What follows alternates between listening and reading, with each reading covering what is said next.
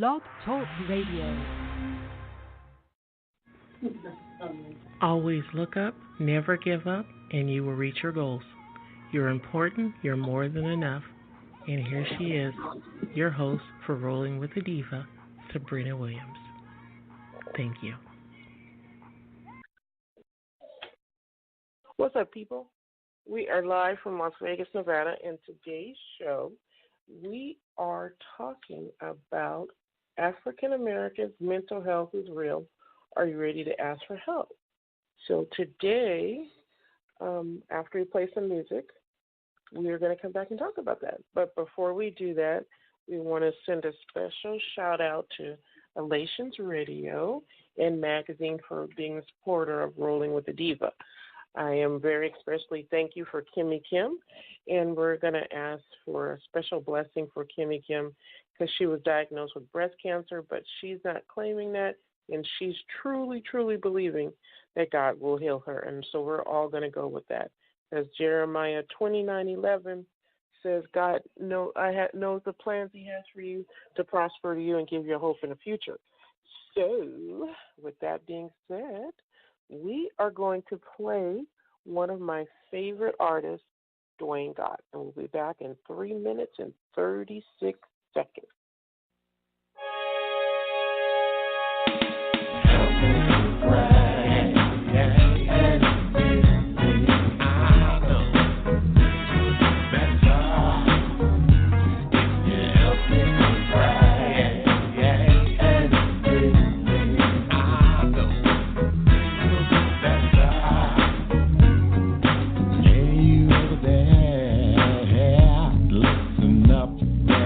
Something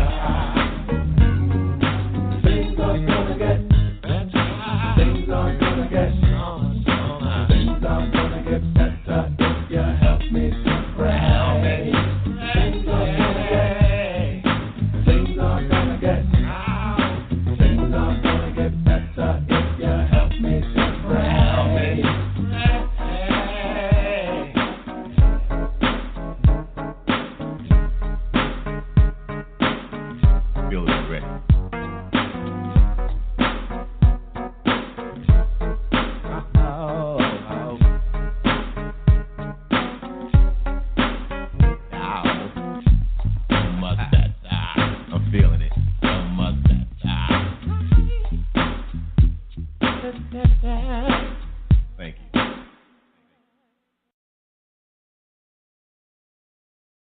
Okay, so we're back, and that was Dwayne Gott with Help Me to Pray. Okay, so today, as I said, we're talking about mental health because you guys know that's my show and what we talk about.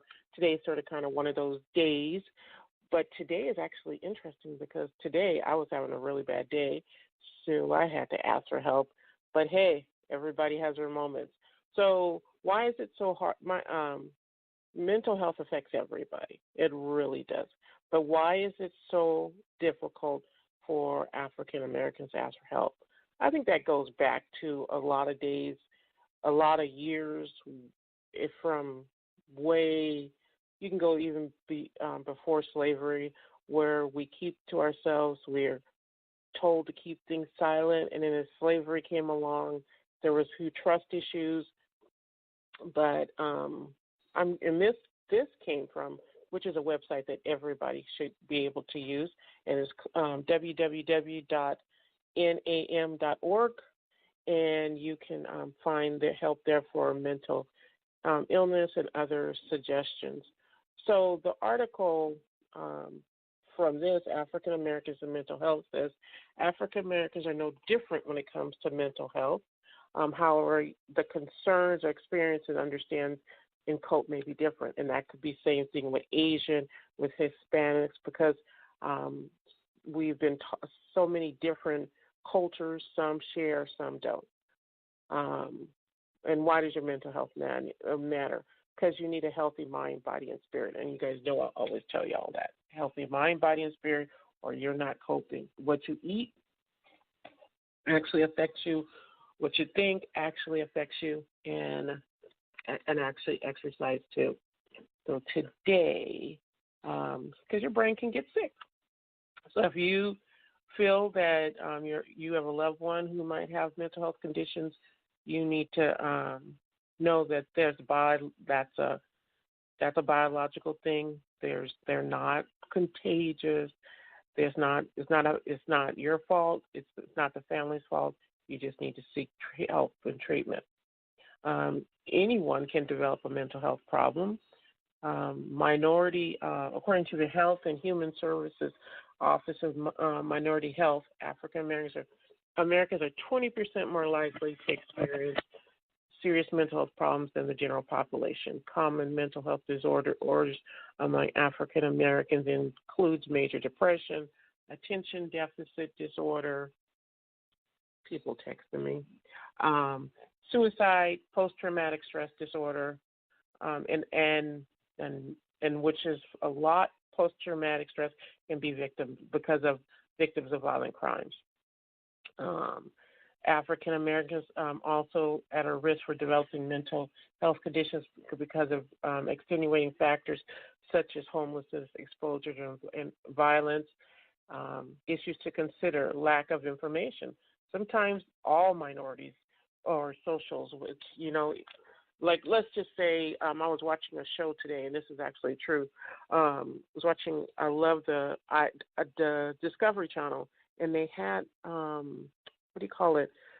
It was on these murders of women. The three I saw were on women who had this unwavering faith for belief in their church, and the churches just, even when there was domestic violence and the women finally came to terms that they were being abused, they went for help. The church told them to go back. So sometimes those can be a factor. I know when I was married and I was having problems, I went to my church. They were like, you just need to be, a good wife and have more sex. Little to them, I don't go to that church anymore. And I think I've struggled with relationship with God because of that, but they're humans, so humans will be humans. Because remember, churches are not God. In Hebrews it says we're at a fellowship, but it also gives you you're supposed to be able to think for yourself. So basically, don't let fear what others think to prevent you from getting help. Faith, spirituality, and community. Now that's a big one, because we all know that some churches, if you go, and just as I said, and you go ask for help, some churches are like, oh my God, you know what? You don't have enough faith in God, and you don't believe in God, and you don't trust in God. And then what does the person do? they go and what would you do? Let's just pause and think about that as I take a sip of my strawberry drink. You actually just go, oh, okay, well, maybe I do. And then you go and you try to do all these things like, oh, my God, I'm going to read my Bible more. I'm going to help people more, blah, blah, blah. I'm going to be a better person and not think about it. Well, does that work? No, it doesn't. Just so you guys know, it does not work because it had nothing to do. Your mental illness that you struggle with is not because you're a bad person or anything. It's the fact that you just need help for a while. We all need help. There could be people, and this, today I made it about African Americans and mental health because we're the ones who a lot of times don't want to admit we need help, and we want to sometimes blame other people. And sometimes a lot of people who have mental illness, they want to blame other people, but not always. So how does the church come into factor? Now, this is an article. It's from the Pew Research Center, www.pewresearch.org. And the article is 5 facts about the religious lives of African Americans and the stigma. Religion, particularly Christianity, and just so you guys know, Christianity is not a religion. Christianity is a relationship with God. We're associated with a religion because it's just how the world they define things. And, sometimes when the world makes a definition, we're all supposed to agree with it. But actually, Jesus Christ came and we each have a relationship with him. Now, whether you believe in God or you believe in higher power, the fact is you do need to believe in something and not rely on your own emotions. So I'll give that. So let's go on with that. Particularly Christianity has played an outsized role in African American history. While most Americans brought to the New World to be slaves were not Christians, and we know that story. I don't need to tell you guys that some say that, and it was true that they were forced into Christianity, and they kept that with them and built their own thing, built their own way of believing in it. In post-Civil War America, churches played a key role in keeping people together in the African American community. Roughly 8 in 10, 79% of African Americans self-identify as Christians, as do 7 in 10 Caucasians and 77% Latinos, according to the Pew Research 2014. Religious landscape studies, and again, this is from pew.research.org, because you guys know I like to back up my facts with that. You're on the air with Rolling with the Divas. Sabrina Williams, I'm your host. We're in Las Vegas, and it looks like it's going to rain, says my home health care nurse. So we'll see. I don't know. I like rain because at least you can probably go out and play in the rain and don't need no soap. You don't need no water. You can use the water for free. Okay, I'm just kidding. That takes me back to my childhood. You guys know I like to be funny. All right, so let me finish reading this. Most black Christians and about half of African Americans, 53%, are associated with the historically black Protestant churches, according to the study. Smaller shares of African American identify with evangelical Protestantism, Catholicism 5%, mainline Protestantism 4%, and Islam 2%. So what does that mean? Basically, they are in church. And so when you have the church, and sometimes I know, and I've been to African American churches, and I've heard this in Latino churches, Asian churches, when you go to the pastor and ask for help, some pastors are understanding, opening, may say, I can't counsel, but they can refer. But sometimes that's not the case because, again, people don't want to be seen as not believing in God, which is not. So then you go on with the fact that African Americans are more religious than whites and Latinos. Again, this study was done in 2014. The share of African Americans who identify as religiously unaffiliated has increased in recent years, and probably because of, we're in a different generation.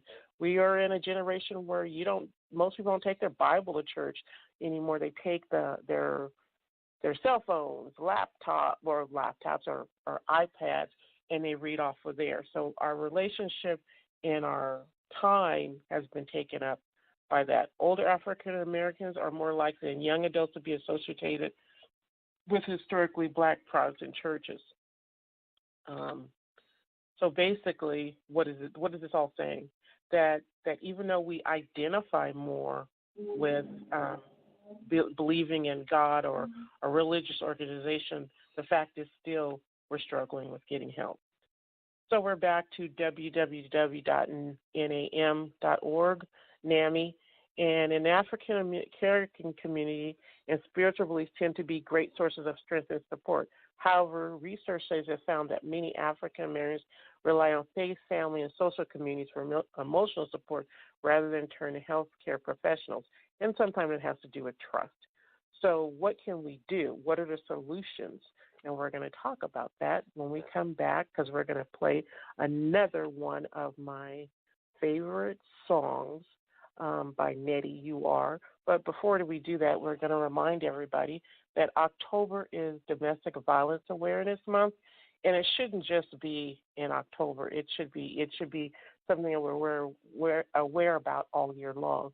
Also, it's Breast Cancer Awareness Month, and everybody will be wearing pink. So you guys get your pictures in, take your pink pictures, post them on Instagram, send them to me on Instagram at Diva DIVAY _2, and make sure that and we're going to talk about this month, how cancer affects everybody. We all have a friend, coworker, family. We're all impacted by cancer in some way. And later this month, we're going to have Joanne Etta, and she is going to talk about, she's in stage 4, non-curable, non-operable colon cancer. And I know that's odd for some women to think that we can't get colon cancer, but we should, and men need to actually get checked too. So we'll talk about that later in the month, and we will be talking about that. There's so many different things that are going on in October. It is a lot of, I'm going to be pointing that out on the show. Hold on a second. I'm trying to find my little link that I had with, what is it? The National Celebration Day. Let me just read for the calendar for we are in October.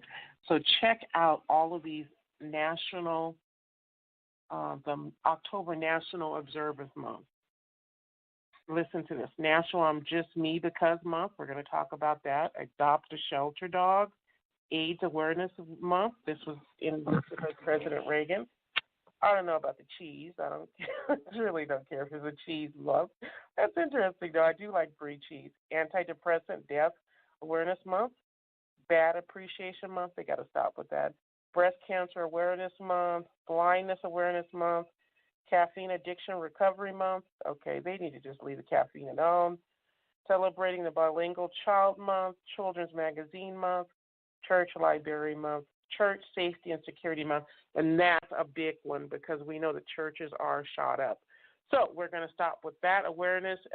We're going to go to a couple of more. Down Syndrome Awareness Month and Dyslexia Awareness Month. So I want you guys to be aware of those, and we're going to, and October has, I counted, I think, 52 to 72 awarenesses for this month. I mean, just, wow. So we're going to talk about them for the next whole month. But anyway, here we go. We're going to go to Nettie, and we are going to play, hold on a second. You Are by Nettie. We'll be back in 2 minutes and 39 seconds.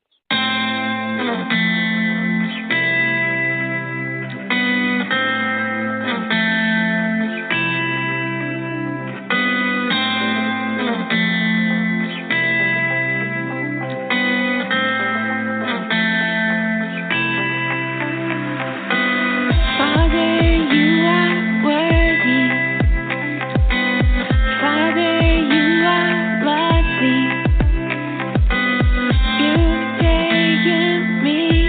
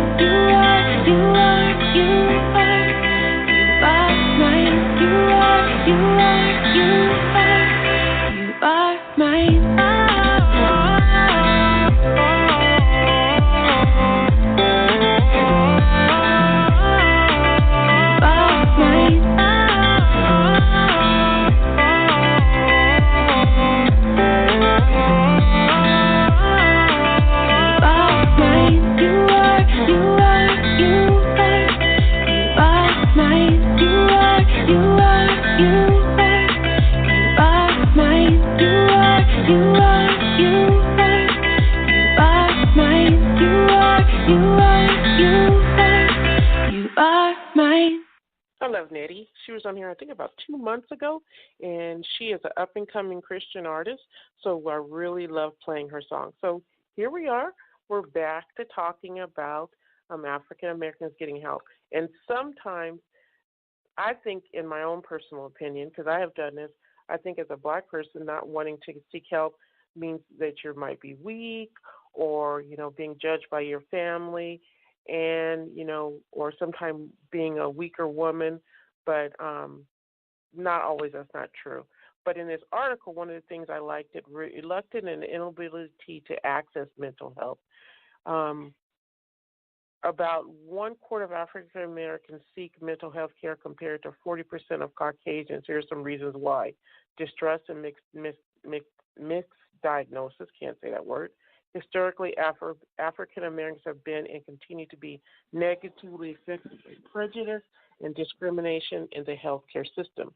Mixed diagnosis, inadequate treatment, and a lack of cultural competence by healthcare professionals can cause distrust. And I know for a fact when I was in graduate school for my marriage, family / human services, a lot of times we had a book, and I forgot what that book is. It's at my house right now. But it studied every culture, gave scenarios, and explained why each culture, from Asian, Japanese, Filipino, Black Americans, Caucasian, Indian, so on, people from India, the Native American Indians, and so on, some of the reasons why they might mistrust. Socioeconomic factors play a big part, too, and can make treatment options less available. According to the United Census Bureau, as of 2012, 19% of African Americans had no form of health care.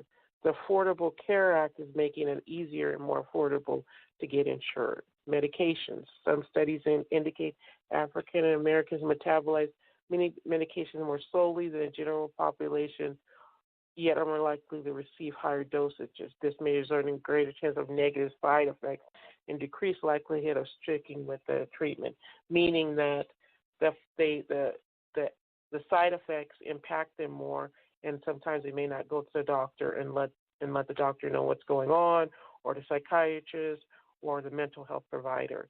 And that's actually true with most cultures. The learning to deal with the side effects, or talking to your physician or healthcare or mental health provider, letting them know, hey, you have to. Sometimes it takes a good 6 months for a medication to get in your system, so you have to give it. Provider bias, inequality of care, conscious or unconscious bias from providers, lack of cultural competence. African Americans, especially women, are likely to experience and mention physical symptoms related to mental health problems. Some may describe body aches and talking about depression. Additionally, men are more likely to receive a mixed diagnosis of schizophrenia when expressing symptoms related to mood disorders or PTSD. Given this bias and negative impact they have on a care, it's easy to understand why so many African Americans mistrust healthcare professionals in general and avoid accessing care. Finding the right provider for you. So what does that come down to? Do you just stop going? Nope. Can you blame the church for you not getting help? Nope. Can you blame medical providers, mental health providers? No. What it comes down is you taking the responsibility to be proactive for yourself and find the right provider. Look for a provider that has cultural competence. Interview them. You may not be a right fit.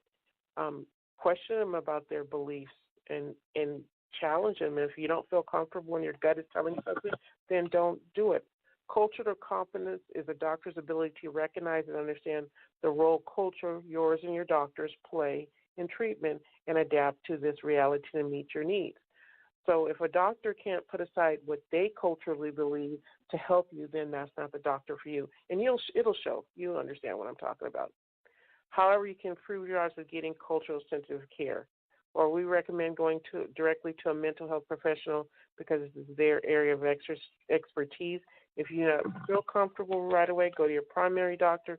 They can provide some medications, but at the same time, get get additional counseling help. You can get biblical counseling, and a lot of biblical counselors at churches are now becoming trained in mental health, so you can get that. Unfortunately, while many may prefer finding African American mental health professionals, this is not often possible because there's a small percentage of African American providers, and this is true. When meeting with your provider, ask questions to get a sense of their level of culture sensitive. Do not feel bad about asking questions. Providers expect and welcome questions from their patients. And here are a couple of questions that the www.nami.org advise. Have you ever treated African Americans? And that could be, have you ever treated an Asian? Have you ever treated a Japanese? Whatever your culture is, have you received training in cultural competence on African American mental health? How do you see your cultural backgrounds influencing our communication and my treatment? How do you plan to integrate my beliefs and practices into my treatment? Great questions. Another question is, if you are a person who is faith-based, and I'm just saying faith-based because you may believe in Christianity or you may believe in a higher power, and you need to know, and if you're going to somebody who doesn't and who does not see God as an answer for anything, you guys are going to conflict. So take that into account too. If you're a person who believes in, say you're a vegan and you're very, very in touch because there's certain levels, vegetarian, vegan, and meat eaters, and pescatarians, you need to know that if you're speaking from, I don't want to take medication, and that doctor does, you need to make sure, because sometimes you may need to seek out a holistic provider. So there's a lot of things to be taken into account. If finances are preventing you from finding help, contact a local health or mental health clinic or your local government to see what services you qualify for. You can find contact information online at findtreatment.samhsa.gov or by calling the National Treatment Referral Hotline Helpline at 800-662-HELP, and those help would be 4357. So there it is. You can also go to this website we talked about, www.nami.org, and there's a Sharing Hope program that you guys can look at.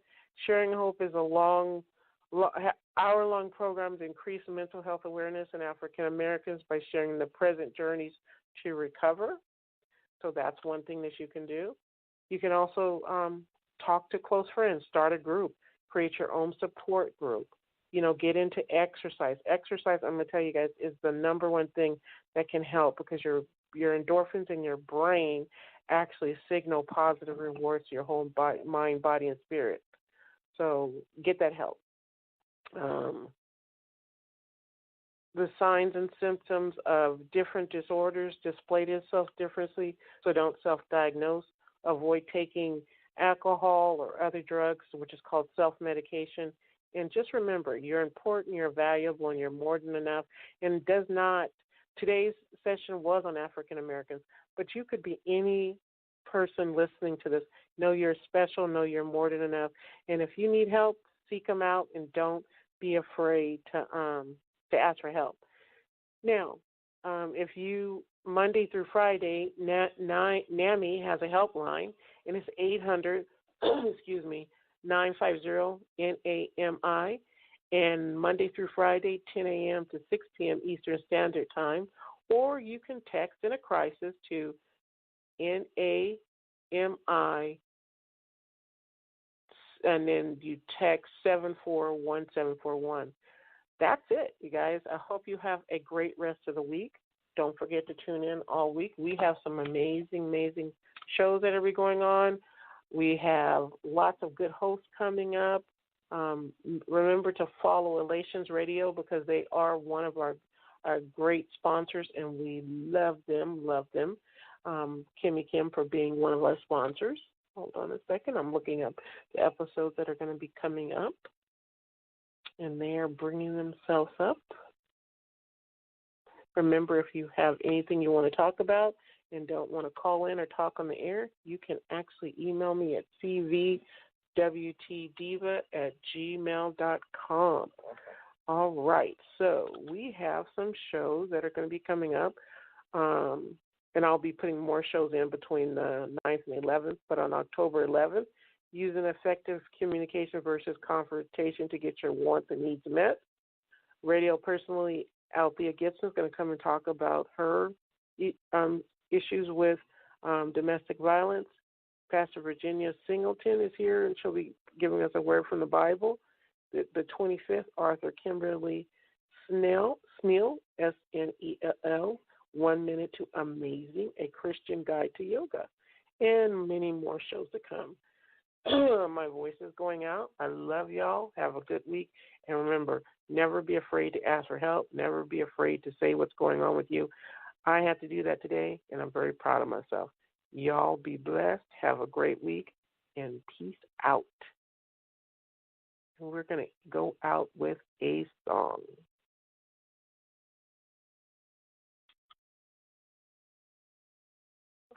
Almost forgot. In 211 in the United States, in the United States, you can dial 211 to get referrals for domestic violence, for shelters, for mental health counseling, referrals to food banks, and they can help you with a lot of other resources. That's 211 in your states. Here we go. We're going to have one more song.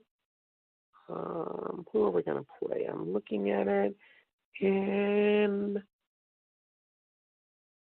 I like, let's see, Lady Cassandra. Here we go.